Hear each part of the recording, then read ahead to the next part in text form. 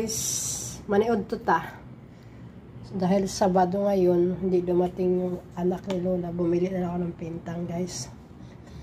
Kasi wala namang ulam dito. Wala akong maliluluto. Hindi sila nagbigay ng nang lulutuin. Manok sana. Kahapon isda. Sa araw isda ako. 2 araw isda. Ngayon, bumili ako ng pintang. With egg. Ito. Chero. Yan. Crispy, ayan, crispy pork with tongs, spring onion. And then, vegetable, konti ng rice nila, nagsasawan. And, tsaka soup, may soup. Yun, kay Lola lang yun. Sa akin kanin. Sarap, guys. Malutong.